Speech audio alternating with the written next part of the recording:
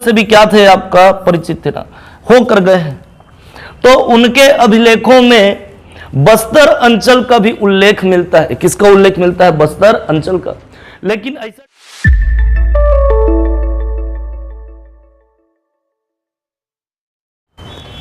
नमस्कार, शिक्षा IAS institute के यूट्यूब चैनल पर मैं मुकेश भागवत आप सभी का स्वागत करता हूं। चूंकि नवंबर का महीना चल रहा है और आप सभी को पता होगा कि 26 नवंबर को सीजीपीएससी 2023-24 का नोटिफिकेशन जारी कर दिया जाएगा अनुमानतः ना, और वो हो गई, आएगा ही, तय है। तो आपकी तैयारी प्रीलिम्स के लिए बेहतर चल रही होगी, ऐसा मेरा मानना है। तो आपके लिए कुछ ऐसे वीडियोस एमसीक्यू के हम लेकर आ रहे हैं जिससे आपकी तैयारी को और क्या हो सके, मजबूती प्रदान हम कर सके। ओके, तो उसी कड़ी में छत्तीसगढ़ के प्राचीन इतिहास के कुछ महत्वपूर्ण प्रश्नों को मैं यहाँ इस वीडियो में लेकर आया हूँ। तो चलिए स्टार्ट करते हैं। जैसे पहला क्वेश्चन कह रहा है, तो पहले पूरा क्वेश्चन को पढ़ेंगे, एक एक ऑप्शन पर ध्यान देना है। ओके, तो जैसा पैटर्न अभी सीजीपीएससी प्रीलिम्स के दौरान जो क्वेश्चन पूछे जा रहे हैं उसी पैटर्न पर ही क्वेश्चन को सेलेक्ट किया गया है ना। चलिए स्टार्ट करते हैं। तो स्टेटमेंट कह रहा है कि पहला स्टेटमेंट बोल रहा है कि भीमसेन द्वितीय ने हरि स्वामी व बप्प स्वामी नामक व्यक्तियों को भट्टपति नामक ग्राम दान में दिया। तो सबसे पहले तो यह पता होना चाहिए कि भीमसेन द्वितीय ये जो शासक है ये किस राजवंश से संबंधित है। तो हम लोगों ने पढ़ा है कि आपका राजर्षि तुल्य कुलवंश। तो राजर्षि तुल्य कुलवंश का शासक है कौन? आपका भीमसेन द्वितीय। तो राजर्षि तुल्य कुलवंश से संबंधित है कौन? भीमसेन द्वितीय। अब भीमसेन द्वितीय के बारे में जो जानकारी है वो हमको मिलता है किससे? तो आरंग शिलालेख, आरंग ताम्रपत्र से। किससे? आरंग ताम्रपत्र से। तो आरंग ताम्रपत्र किसका है? तो भीमसेन द्वितीय का है। अब उसी आरंग ताम्रपत्र में राजर्षि तुल्य कुलवंश के सभी शासकों का क्या दिया हुआ है? नाम दिया हुआ है, क्रम सहित ना। ओके, और उसी आरंग ताम्रपत्र से हमको जानकारी मिलती है कि भीमसेन द्वितीय ने ना हरि स्वामी और बप्प स्वामी नामक दो व्यक्तियों को भट्टपति ग्राम, ओके, भट्टपति ग्राम क्या किया था? दान में दिया था। किसने? भीमसेन द्वितीय ने। जानकारी किससे मिल रही है? तो आरंग के ताम्रपत्र से। तो पहला स्टेटमेंट हमारा क्या है? सही होता है। ओके, अगला स्टेटमेंट बोल रहा है कि भीमसेन द्वितीय के ताम्रपत्र में गुप्त संवत 182 का प्रयोग किया गया है। तो जब उधर ऊपर ना उत्तर भारत में गुप्तों का साम्राज्य चल रहा था और वाकाटक में प्रवरसेन द्वितीय के समय से ही जो वाकाटक वंशी थे वो किसके अधीन हो गए थे? गुप्तों के। प्रभावती के पुनाभिलेख से हमको जानकारी मिलती है। और उसी के बाद ना वाकाटक के बाद जब उधर ऊपर आपका गुप्त है तो यहां छत्तीसगढ़ में एक नए क्षेत्रीय राजवंश का उदय होता है। वो कौन है? आपका राजर्षि तुल्य कुलवंश, जो छत्तीसगढ़ का पहला क्षेत्रीय राजवंश है। अब चूंकि गुप्तों के पाले में था कौन? छत्तीसगढ़। छत्तीसगढ़ में पहला क्षेत्रीय राजवंश का उदय हुआ तो वो जो वंश है वो किसकी अधीनता स्वीकार करते थे? तो गुप्तों की। किसकी? गुप्तों की। अब ये पता कैसे चल रहा है? तो जो आरंग का ताम्रपत्र मिला है किसका? भीमसेन द्वितीय का, उसमें ना वो गुप्त संवत का प्रयोग किया है। किसका प्रयोग किया है? गुप्त संवत का। अब कोई भी राजा यदि किसी क्षेत्र में शासन कर रहा हो तो वो दूसरे के सिक्कों को चलवा रहा है, अपने ताम्रपत्र में दूसरे राजा का क्या कर रहा है? संवत प्रयोग कर रहा है। इसका अर्थ यह है कि वो उस राजा का क्या कर रहा है? अधीनता को स्वीकार कर रहा है। यदि वो स्वतंत्र रूप से शासन कर रहे हैं ना तो वो अपना खुद के अपने नाम का सिक्का चलवाएगा, अपने ताम्रपत्र में, अपने शिलालेख में खुद का अपना कैलेंडर का क्या करेगा? वो संवत का प्रयोग करेगा। तो यहां पे जो आरंग का ताम्रपत्र भीमसेन द्वितीय मिला है उसमें ना गुप्त संवत का प्रयोग किया गया है। किसका प्रयोग किया गया है? गुप्त संवत का। अब वो एग्जैक्ट डेट ना उसमें लिखा है 182, तो 182 या आपका 282 लिखा हुआ है। क्या लिखा हुआ है? 182 या 282। तो चूंकि 182 है, वो एक को समझ नहीं पा रहे हैं ना, 1 है 2 है ऐसे कह के, तो 182 देगा तो भी ठीक है, 282 देगा तो भी ठीक है। तो यहां क्या लिखा हुआ है 182, और किसका प्रयोग हुआ है तो आपका गुप्त संवत का। क्लियर है। तो इससे अनुमान लगा सकते हैं कि राजर्षि तुल्य कुलवंश जो है वो किसकी अधीनता स्वीकार करता था, तो गुप्तों की। तो सेकेंड स्टेटमेंट भी क्या होगा हमारा, सही होगा। क्लियर है। ओके। तीसरा स्टेटमेंट बोल रहा है कि राजर्षि तुल्य कुलवंश गुप्तों की अधीनता को स्वीकार करते थे। हां बिल्कुल करते थे, अब भी एक्सप्लेन किया हूं ना। क्लियर है। तो तीसरा स्टेटमेंट भी क्या होगा, सही होगा। तो ऑप्शन में अब कथन पहला भी सही है, दूसरा भी सही है और तीसरा भी सही है, सब सही है। तो पहला ऑप्शन 1 2 सही है, 2 3 सही है, 3 1 सही है। तो आंसर क्या होगा आपका डी, सभी सही है। क्लियर है। ओके, चलिए अगला क्वेश्चन देखते हैं। अगला क्वेश्चन क्या बोल रहा है, अगला क्वेश्चन कह रहा है कि प्रसन्न मात्र के सिक्कों के दूसरे तरफ गजलक्ष्मी का अंकन है। ओके, तो प्रसन्न मात्र जो है ये सरभपुरी वंश का शासक था। किसका शासक था, सरभपुरी वंश का। ओके, अब सरभपुरी वंश का शासक कौन, आपका प्रसन्न मात्र। यह सिक्का चलवाया ना, क्या चलवाया, सिक्का अपने नाम का। मैं बोला ना, जो भी राजा यदि स्वतंत्र रूप से शासन करेगा, वो जब सिक्का चलवाएगा तो अपने नाम का चलवाएगा ना। तो अपने नाम का सिक्का चलवाया कौन, आपका प्रसन्न मात्र। अब वो सिक्कों में ना गरुण, शंख, चक्र ऐसा करके पूरा क्या बना हुआ था, अंकन था। तो सिक्कों में शंख युक्त, गरुण युक्त, चक्र युक्त सिक्का कौन चलवाया, आपका प्रसन्न। अब सिक्का 2 पहलू होता है ना, तो एक साइड में तो ये आपका शंख, चक्र, गरुड़ ये सब बना हुआ है। दूसरे तरफ, किस तरफ, दूसरे तरफ, दूसरे साइड में इनकी कुल देवी कौन, गजलक्ष्मी। तो याद रखना, सरभपुरी वंश के जो शासक हुआ करते थे उनकी कुल देवी कौन, तो गजलक्ष्मी। तो गजलक्ष्मी का अंकन इनके सिक्के मिले, किसके, प्रसन्न मात्र के। किस तरफ, दूसरे तरफ। तो दूसरे तरफ गजलक्ष्मी का अंकन है, हाँ है। तो पहला स्टेटमेंट क्या होगा, सही होगा। क्लियर है। ओके, दूसरा स्टेटमेंट, दूसरा स्टेटमेंट बोल रहा है कि कटक से ना, कहां से, कटक से, कटक से प्रसन्न मात्र के गरुण, शंख और चक्र युक्त सिक्का मिला है, बोल रहा है। तो प्रसन्न मात्र का सिक्का, शंख युक्त, चक्र, गरुड़ युक्त जो सिक्का है वो सिरपुर से मिला है। कहां से मिला है, सिरपुर से। चांदा से मिला है, कहां से मिला है, चांदा, चांदा महाराष्ट्र। और कटक से मिला है, कहां से मिला है, कटक से। तो सिरपुर, चांदा और आपका कहां पे, कटक। तो चांदा कहां पे, महाराष्ट्र, और कटक कहां पे, आपका उड़ीसा, सिरपुर जिला, महासमुंद। तो कटक से मिला है, कहां से मिला है, कटक से। तो दूसरा स्टेटमेंट भी क्या होगा, सही होगा। क्लियर है। ओके, अगला स्टेटमेंट बोल रहा है कि इन सिक्कों का सर्वेक्षण 1966-67 में एमजी दीक्षित ने किया, बोल रहे हैं ना। तो ये जब सिक्के मिले, अब जैसे सिरपुर का नाम आता है तो पांडुवंशी शासक महाशिवगुप्त बालार्जुन की बात आती है कि वहां से उसके क्या मिले हुए, भरपूर जानकारी मिला है, कहां से, सिरपुर से। ओके, तो जब ये सिक्का मिला किसको, एमजी दीक्षित को ना, तो लग रहा था कि उसको पता चलो, ऐसा अनुमान लगाया कि किसका हो सकता है, तो महाशिवगुप्त बालार्जुन का हो सकता है। फिर बाद में उसको पता चला कि ये शंख, गरुड़, चक्र युक्त सिक्का कौन चलाया था, आपका प्रसन्न मात्र। और वही सिक्का मिला कहां से उसको, सिरपुर से। कहां से, सिरपुर से। किसको, एमजी दीक्षित को। क्लियर है। कौन सा, शंख, चक्र, गरुड़ युक्त सिक्का किसका था, प्रसन्न मात्र का। तो वो खोजा ना, लेकिन कब खोजा, तो 1954-55 में। कब, 1954 से 55।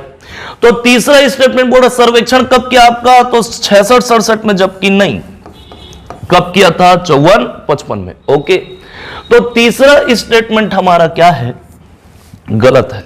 क्लियर है। तो सही कौन कौन सा है, पहला और दूसरा। कौन कौन सा, पहला और दूसरा। तो देख लो, 1 और 2 सही है, 2 3 सही है, 3 1 सही, सभी सही। कौन सही है, 1 और 2। तो आंसर क्या होगा इसका, ए। क्लियर है। चलिए आगे बढ़ते हैं। अगला क्वेश्चन क्या बोल रहा है, तो अगला क्वेश्चन बोल रहा है कि पांडुवंश के समय में महाप्रतिहार शब्द का अर्थ क्या था, बोल रहा है। ओके, तो पांडुवंशी शासक महाशिवगुप्त बालार्जुन फेमस है ना। तो उसी समय ना आपका अब जैसे देखोगे तो उससे पहले और कौन था, तो महाशिव तीवर देव था। कौन था? महाशिव तीवर देव था। तो महाशिव तीवर देव के समय से ही ये देखो तो कुछ पद अस्तित्व में थे। ओके, और उसमें से एक था क्या आपका महाप्रतिहार। क्या था? महाप्रतिहार। एक था आपका महासंधि विग्रहक। महासंधि विग्रहक। कौन? महासंधि विग्रहक। एक आपका क्या बताया? महाप्रतिहार। एक आपका क्या? महासंधि विग्रहक। महाअश्वशाला। महाअश्वशाला। ओके, और महाभंडागार। महाभंडागार। Okay, clear. तो महाभंडागार का अर्थ आपका क्या? तो खजाना अधिकारी ना। क्या? खजाना अधिकारी। ओके। महाअश्वशाला तो अश्वसेना का प्रमुख। क्या? अश्वसेना का प्रमुख। महासंधि विग्रहक तो आपका विदेश मंत्री। क्या? विदेश मंत्री। और महाप्रतिहार शब्द का अर्थ क्या आपका? तो अंगरक्षक मंत्री। कौन? अंगरक्षक मंत्री। तो यहां पे महाप्रतिहार तो विदेश मंत्री, तो क्या हो जाएगा आपका? महासंधि विग्रहक। सेनापति आपका अश्वसेना का कौन आएगा? तो महाअश्वशाला। ठीक। खजाना अधिकारी तो आपका महाभंडागार। अंगरक्षक मंत्री क्या कहलाता था? आपका महाप्रतिहार। क्लियर है? तो इसका आंसर क्या आएगा आपका? बी। क्या होगा? बी। ओके, चलिए आगे बढ़ते हैं। अगला क्वेश्चन कह रहा है कि विनीतपुर को अपनी राजधानी किसने बनाई? तो पहले तो आपको विनीतपुर को पकड़ना पड़ेगा। विनीतपुर है कहां पे? तो उड़ीसा जाना पड़ेगा। कहां जाना पड़ेगा? उड़ीसा। तो उड़ीसा में है विनीतपुर। क्या है? विनीतपुर। ओके। अब उड़ीसा में शासन प्राचीन वंश में यदि देखें तो किसका था? तो उड़ीसा के सोमवंशी। और उड़ीसा का सोमवंशी पूरा शासकों का आपको क्रम पता होना चाहिए ना। उसी में से एक शासक था कौन? आपका ययाति। कौन था? ययाति। उसी को क्या बोलते थे? महाशिवगुप्त। क्या बोलते थे? महाशिवगुप्त। तो पता होगा यदि बाप महाशिवगुप्त है, बेटा क्या? महाभवगुप्त। बेटा यदि उसका बेटा क्या होगा? फिर आपका महाशिवगुप्त। 1 2 3 लगाते चलो। ओके। तो यहां पे शासक था कौन? आपका महाशिवगुप्त। उसको ययाति के नाम से भी जानते थे। किसके नाम से? ययाति। तो ययाति या आपका महाशिवगुप्त के द्वारा उड़ीसा में ना एक नगर बसाया। वो नगर का नाम रखा क्या हुआ? आपका विनीतपुर। क्या नाम रखा? विनीतपुर। और उसको अपनी राजधानी बनाया ना। और वहीं से एक ताम्रपत्र जारी करवाया, विनीतपुर ताम्रपत्र। कौन? ययाति आपका महाशिवगुप्त। ओके। अब उसी ताम्रपत्र से जानकारी मिलता है कि छत्तीसगढ़ का कुछ क्षेत्र ना दान में दिया था कौन? आपका ययाति। कौन? ययाति। तो विनीतपुर उड़ीसा ना, उसको राजधानी किसने बनाया? तो अब भी बोला हूं क्या? ययाति। कौन? ययाति। ययाति आपका महाशिवगुप्त। याद रहेगा। ओके, चलिए। तो इसका आंसर क्या होगा? बी। अगला क्वेश्चन देखते हैं। अगला क्वेश्चन बोल रहा है राणक श्री मल्लदत्त को महासंधि विग्रहक किसने बनाया? तो अभी ये आपका याद रखना, महासंधि विग्रहक मतलब विदेश मंत्री ना। कौन? विदेश मंत्री। ओके। अब ये राणक श्री मल्लदत्त बोल रहा है, क्या बनाया उसको? महासंधि विग्रहक। कौन बनाया? ऐसा पूछ रहे हैं। तो उड़ीसा का सोमवंशी शासक था कौन? आपका जन्मेजय। कौन? जन्मेजय। उसी को स्वभाव तुंग भी बोले। क्या बोले? स्वभाव तुंग। उसी को धर्म कंदर्प भी बोले ना। क्या बोले? धर्म कंदर्प। तो जन्मेजय या स्वभाव तुंग या आपका कौन? धर्म कंदर्प। कौन? धर्म कंदर्प। या उसी को ना महाभवगुप्त बोले। क्या बोले? महाभवगुप्त। तो जन्मेजय, धर्म कंदर्प, स्वभाव तुंग या आपका महाभवगुप्त प्रथम। एक ही जन का नाम है ना, इतना सारा बता देता हूं मैं। ओके। तो जन्मेजय के द्वारा ना, अब पहला तो इसको जानकारी कहां से मिलता है? बहुत महत्वपूर्ण शासक है कौन? जन्मेजय। तो जन्मेजय के बारे में जानकारी ना। ओके। जन्मेजय का ताम्रपत्र मिला है। क्या मिला है? ताम्रपत्र। ओके। अब उसी ताम्रपत्र से जानकारी मिलता है कि इसने त्रिकलिंगाधिपति की उपाधि धारण की थी। क्या की थी? त्रिकलिंगाधिपति की उपाधि। सुरसीमा ताम्रपत्र ना। क्या? सुरसीमा ताम्रपत्र। तो इसने क्या किया था, त्रिकलिंगाधिपति की उपाधि धारण की थी।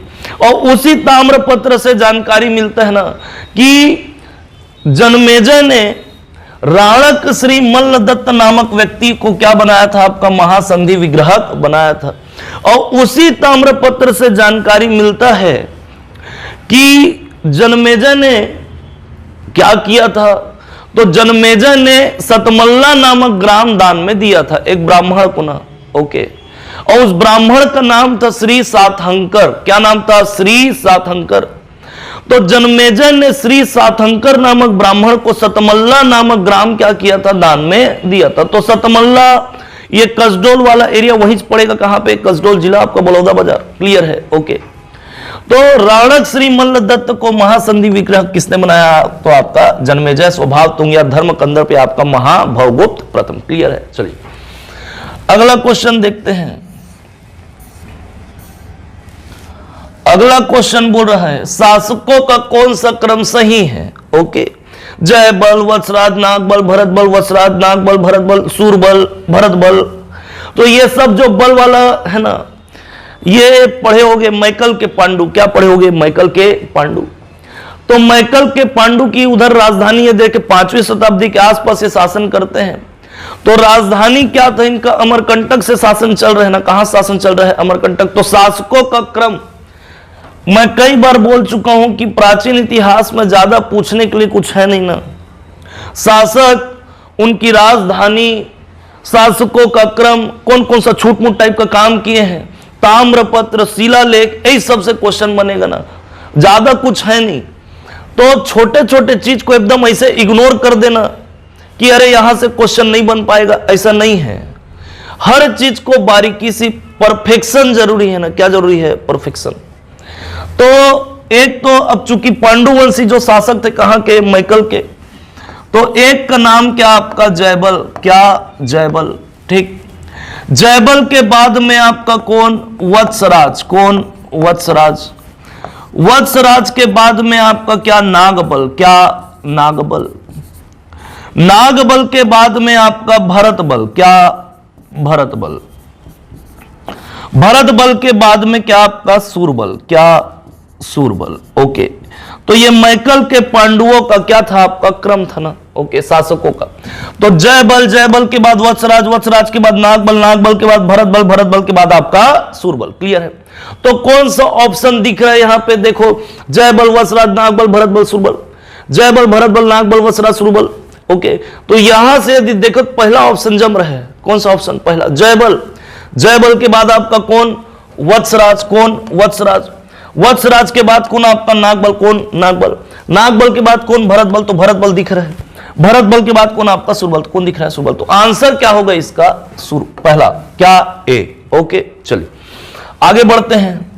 अगला क्वेश्चन क्या बोल रहा है, तो नेक्स्ट क्वेश्चन ये कह रहा है कि सिरपुर के शिलालेख का निर्माण किसने किया था ना। तो सिरपुर शिलालेख, सिरपुर शिलालेख किसका है, तो याद रखना आपका पांडुवंशी शासक कौन था, तो महाशिवगुप्त बालार्जुन। कौन था, महाशिवगुप्त बालार्जुन, ओके।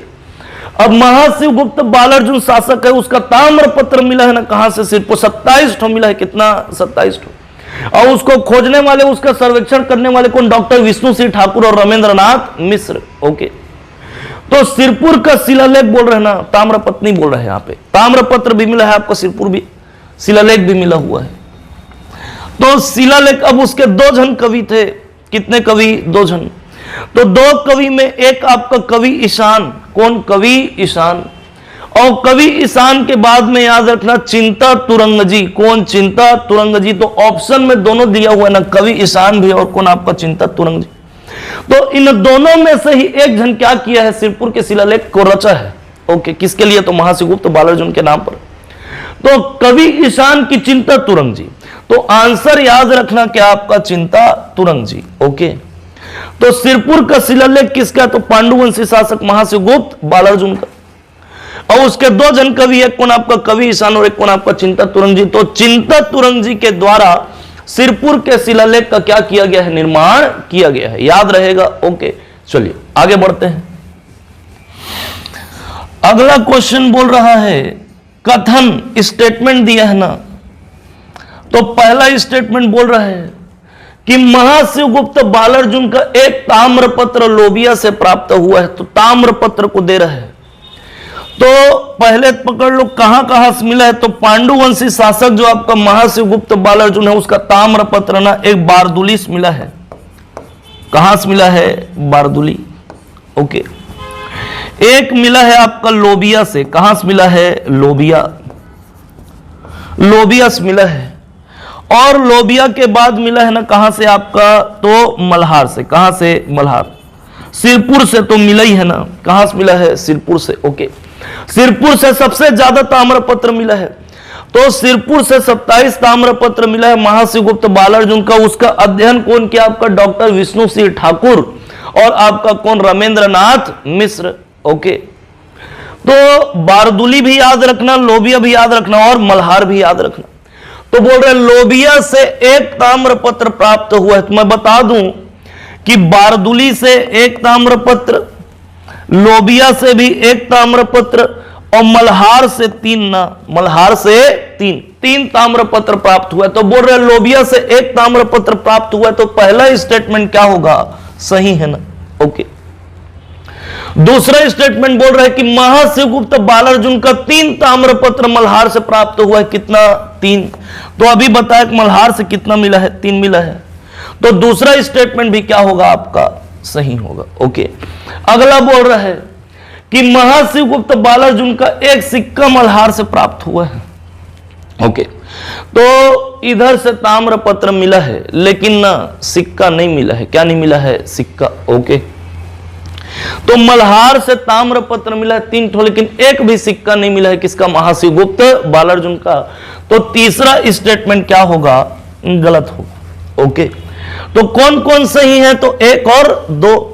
तो 1 2 सही है, 2 3। पूरा ऑप्शन को पढ़ना है ना, कि ऐसा नहीं कि एक ठोक कर लिए फिर उसके बाद फट से लगा दिए।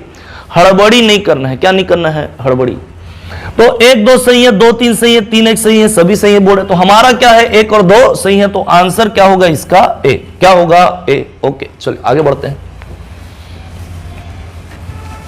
अगला क्वेश्चन बोल रहा है कौन सा कथन सत्य नहीं है? बोल रहे हैं ना, तो कौन सा स्टेटमेंट सही नहीं है? तो पहले पढ़ो पूरा स्टेटमेंट को। क्या बोल रहे हो?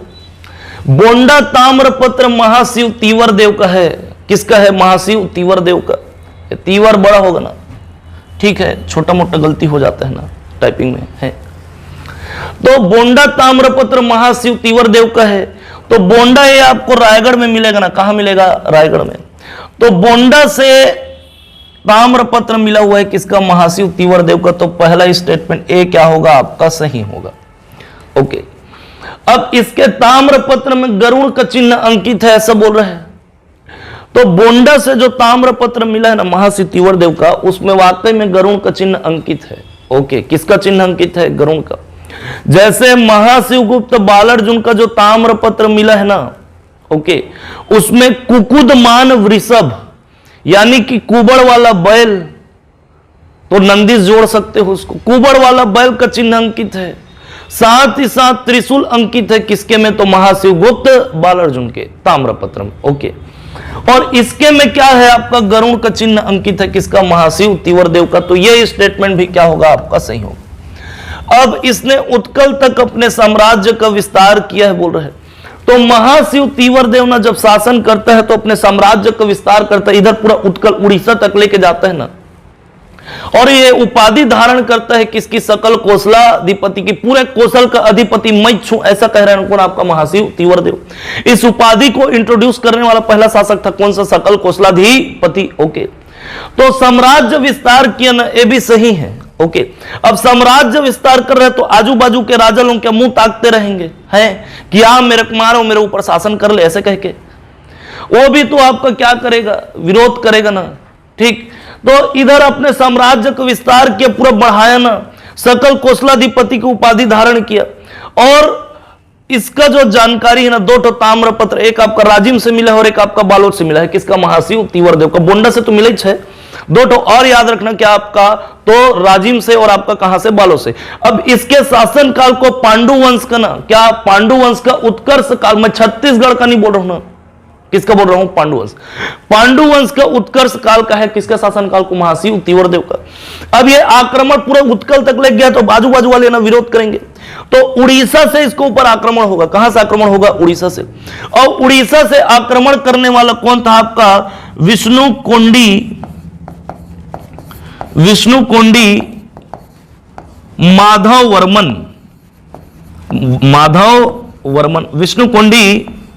वर्मन। ओके, एक कब आक्रमण करता है? तो 565 ईस्वी में। कब करेगा? 565 ईस्वी में। और इस युद्ध में मारा जाता है कौन? आपका महाशिव तीव्रदेव। तो इसने उत्कल तक अपने साम्राज्य का विस्तार किया, तो यह भी स्टेटमेंट सही है। 566 ईस्वी में ये युद्ध मारा गया, बोल रहे ना। 566 नहीं है, कब है आपका? 565। तो चौथा स्टेटमेंट क्या है आपका? गलत है। क्या है? गलत है। ओके, तो इसका आंसर क्या होगा आपका? डी। क्या होगा? डी। ओके, चलिए अगला क्वेश्चन लेते हैं। अगला क्वेश्चन बोल रहा है कि पांडुवंशियों के शिलालेख की लिपि किलाक्षर लिपि थी। शिलालेख की बात कर रहे हैं, तो पांडुवंशियों की जो शिलालेख की जो लिपि थी वो किलाक्षर लिपि थी। सही है ना? ओके, कौन सा लिपि था? किलाक्षर। ताम्रपत्र की लिपि पेटिका शीर्ष लिपि थी, ये भी सही है। तो याद रखना, पांडुवंशियों का जो शिलालेख मिला हुआ है उसका लिपि कौन सा? किलाक्षर। और जो ताम्रपत्र मिला है उसका लिपि क्या आपका? पेटिका शीर्ष लिपि। क्या? पेटिका शीर्ष लिपि। अब वो लिपि ना भाषा, लिपि भाषा दोनों अलग चीजें, पता होगा आपको। अब इनकी जो भाषा थी वो पाली थी, बोल रहे हैं। क्या बोल रहे हैं? पाली। पाली नहीं था, संस्कृत था। क्या था? संस्कृत। पांडुवंशियों की भाषा क्या थी आपका? संस्कृत। ओके, धर्म वैष्णव था, बिल्कुल था। कुल देवी क्या थी इनकी? गजलक्ष्मी थी। और उपाधि धारण क्या करते थे आपका? परम भागवत। कौन सा उपाधि धारण करते थे? परम भागवत। तो इसमें पहला स्टेटमेंट सही है, दूसरा भी सही है, तीसरा क्या है आपका? गलत है। भाषा पाली नहीं, क्या था आपका? संस्कृत था। धर्म वैष्णव, हाँ सही। तो सही 1, 2 और 4 सही है ना? क्या सही है? 1, 2, 4। ठीक, 1, 2, 4। तो यहां पे 1, 2, 3 गलत है, 4 आपका क्या है? सही है। तो 1, 2, 4 तो ऑप्शन में देखो 1, 2 सही है बोल रहा है, 3, 4 सही है बोल रहा है, 2 और 3 सही है बोल रहा है, और डी सही है। सही, यहां ऑप्शन नहीं रख पाए है ना। तो इसका आंसर क्या होगा? 1 सही है, 2 सही है, और आपका क्या सही है? 4। क्या सही है? 4। ओके, तो इधर ऑप्शन में वो जोड़ा नहीं है, यहां मिस्टेक हो गया है ना थोड़ा सा। ओके, उसको देख लेना। तो आंसर याद रखना, आपको आंसर पता होना चाहिए। क्या? 1 और 2 और 4। 3 क्या है? इसका गलत है। भाषा पाली नहीं थी, क्या थी आपका? संस्कृत था। क्या था? संस्कृत। ओके, चलिए आगे बढ़ते हैं। अगला क्वेश्चन, कौन सा कथन सत्य नहीं है बोल रहा है? ओके, तो पहला स्टेटमेंट, सिंघनपुर की गुफा चंवर ढाल की पहाड़ी के गिरिपद में स्थित है। तो गिरिपद मतलब पर्वत का निचला हिस्सा। तो सिंघनपुर की गुफा जिला कौन सा आपका? रायगढ़। चंवर ढाल की पहाड़ी है, उसी के गिरिपद में स्थित है ना कौन? आपका सिंघनपुर की गुफा। सबसे प्राचीन गुफा है। क्या है? सबसे प्राचीन गुफा। तो पहला स्टेटमेंट क्या है? सही है। ओके, उसके बाद बोल रहे हैं कि ज्यामिति अलंकरण के साक्ष्य उत्तर पाषाण काल से संबंधित है। तो एक तो आपका पूरा पाषाण काल, दूसरा मध्य पाषाण काल, और तीसरा कौन सा आपका? उत्तर पाषाण काल। तो उत्तर पाषाण काल से संबंधित स्थल कौन कौन सा? तो उत्तर पाषाण काल से संबंधित स्थल में एक आपका क्या? सिंघनपुर की गुफा, महानदी घाटी, और कौन सा आपका? धनपुर। कौन सा? धनपुर। जिला कौन सा आपका? गौरेला, पेंडा, मरवाही।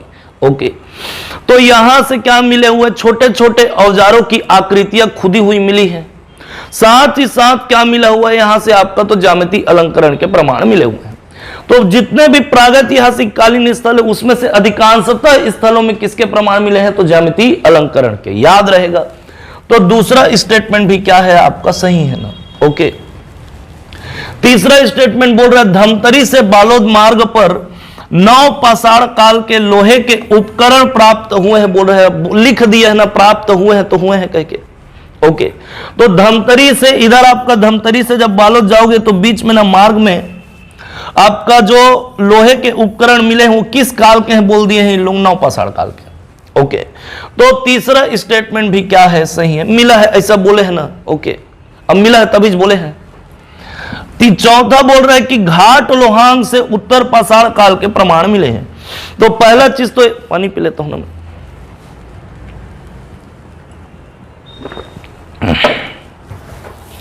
घाट लोहांग कहां है? तो घाट लोहांग ये आपको बस्तर में मिलेगा। कहां मिलेगा? बस्तर में। तो एक तो आपका कालीपुर, दूसरा घाट लोहांग, ये दोनों कहां है? बस्तर में। कबरा पहाड़, ये जिला कौन सा आपका? रायगढ़। कौन सा जिला? रायगढ़। तो ये जो घाट लोहांग है ना, ये उत्तर पाषाण काल से संबंधित नहीं है। किससे संबंधित है? मध्य पाषाण काल से। तो मध्य पाषाण काल से संबंधित कबरा पहाड़ जिला रायगढ़, कालीपुर और आपका घाट लोहांग, ये दोनों जिला कौन सा? बस्तर। ओके, तो यहां से क्या मिला है? तो लंबे फलक वाले अर्धचंद्राकार वाले क्या मिले हुए हैं? पत्थरों के औजार मिले हैं। ये सब जगह से ना, जो किस काल का है? मध्य पाषाण काल का है ना, कि कहां का? आपका उत्तर पाषाण काल का। तो चौथा स्टेटमेंट क्या है? गलत। तो कौन सा कथन सत्य नहीं है? तो कौन सा नहीं है? आपका डी। कौन सा? डी। तो आंसर क्या होगा इसका? डी। ओके, चलिए आगे बढ़ते हैं। अगला स्टेटमेंट बोल रहा है कि सिंघनपुर की गुफा से एवमेन व मरमेड के शैल चित्र प्राप्त हुए हैं।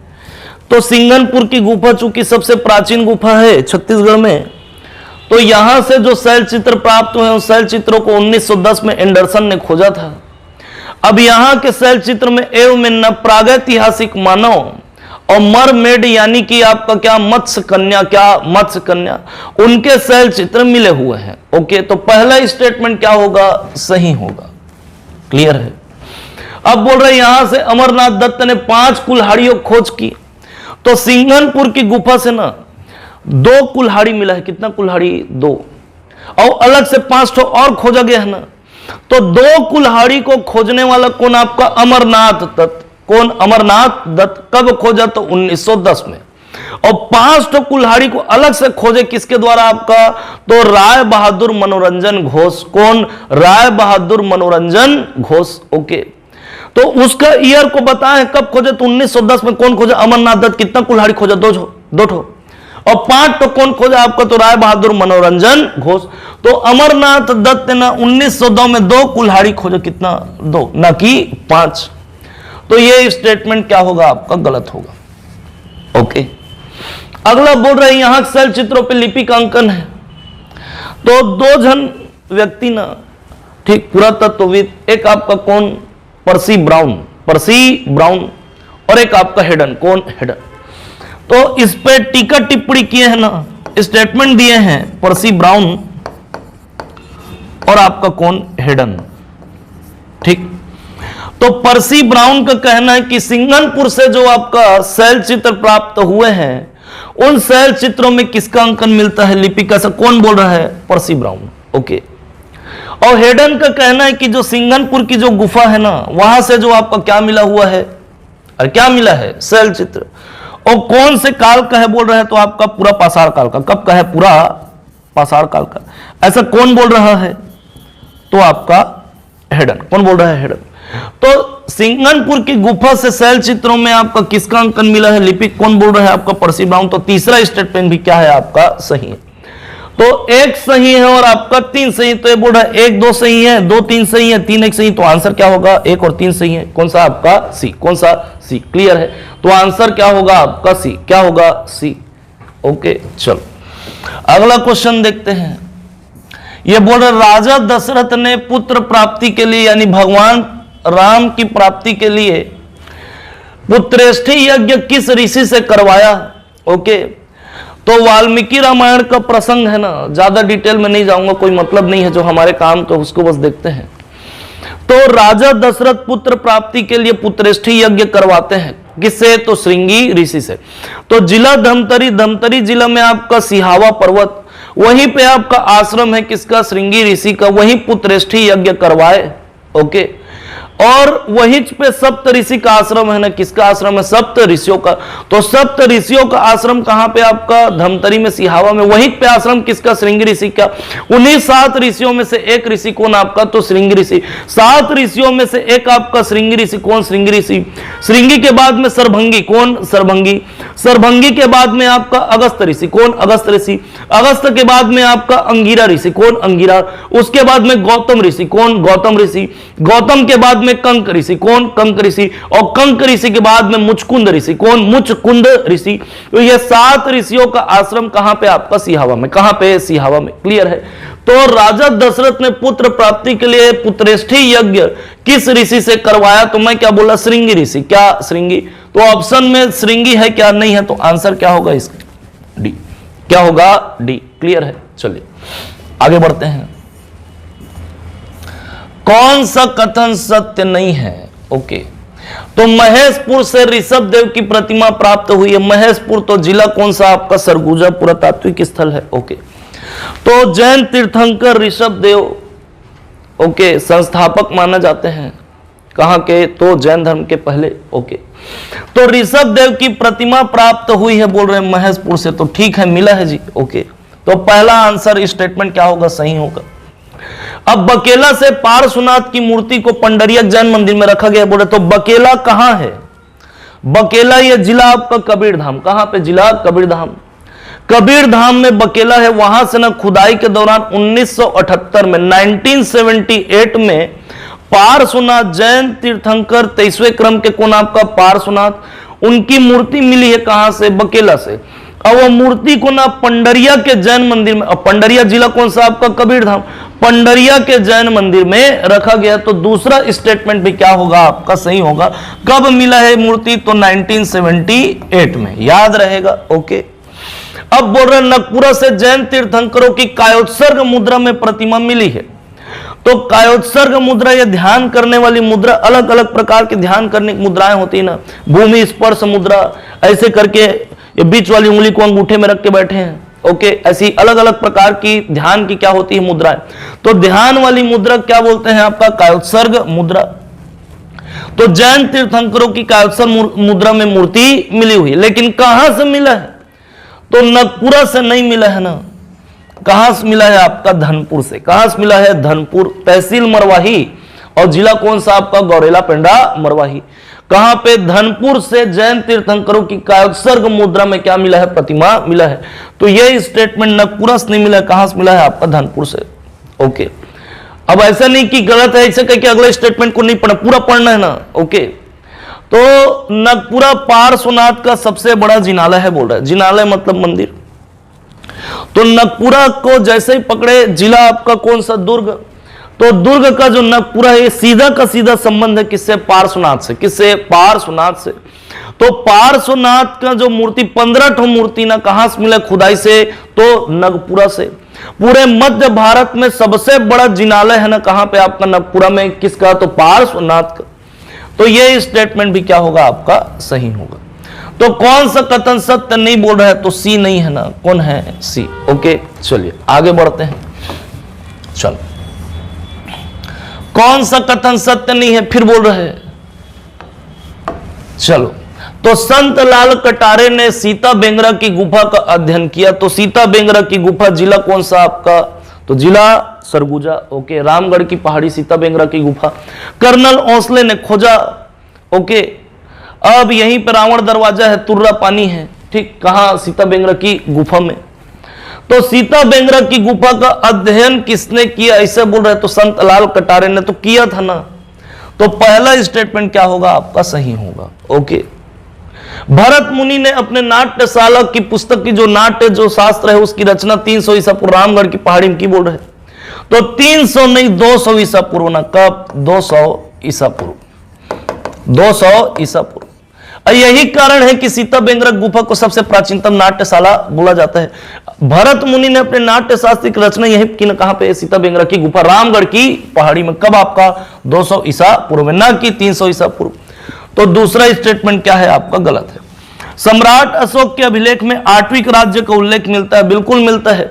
सम्राट अशोक जब कलिंग विजय के लिए निकले, छत्तीसगढ़ से होकर निकले। सम्राट अशोक के बहुत सारे अभिलेख मिले हुए हैं। कहां से? आपका छत्तीसगढ़ से। तो उन अभिलेखों, चूंकि वो अभिलेख पाली भाषा ब्राह्मी लिपि में लिखा हुआ है, तो उन अभिलेखों में बस्तर अब गए है ना, ऐसे करके गए। ठीक, उड़ीसा। तो जब ये जा रहे हैं तो बस्तर अंचल से भी क्या थे? आपका परिचित थे ना, होकर गए हैं। तो उनके अभिलेखों में बस्तर अंचल का भी उल्लेख मिलता है। किसका उल्लेख मिलता है? बस्तर अंचल का। लेकिन ऐसा डायरेक्ट बस्तर नहीं लिखा है। क्या लिखा है? किस रूप में है? तो किस नाम पे है? तो आट्विक राज्य। किस नाम पे? आट्विक राज्य। तो सम्राट अशोक के अभिलेखों में बस्तर अंचल को आट्विक राज्य के रूप में क्या किया गया है? उल्लेखित किया गया है। तो तीसरा स्टेटमेंट भी क्या है आपका? सही। ओके, नेक्स्ट, मौर्यकालीन सिक्के देवगांव से प्राप्त हुए। तो देवगांव कहां है आपका? सारंगढ़। कहां पे है? सारंगढ़। तो मौर्यकालीन सिक्के कहां से प्राप्त हुए? तो अकलतरा से, जिला जांजगीर चांपा। शक्ति से, जिला शक्ति में आपका क्या? ठठारी सॉरी, बारगांव और देवगांव। जिला कौन सा आपका? सारंगढ़। तारापुर, ओके, कहां से? तारापुर। तो अकलतरा से 259 सिक्के, और अकलतरा के बाद ठठारी से 253, तारापुर और आपका कहां से? बारगांव से 15-15 सिक्के मिले हुए हैं। तो सबसे ज्यादा मौर्यकालीन सिक्के कहां से मिले? अकलतरा से, और बारगांव और देवगांव से भी मिला हुआ है। तो चौथा स्टेटमेंट क्या होगा आपका? सही। तो कौन सा गलत है? तो आपका बी। तो आंसर क्या होगा? बी। ओके, चलिए आगे बढ़ते हैं।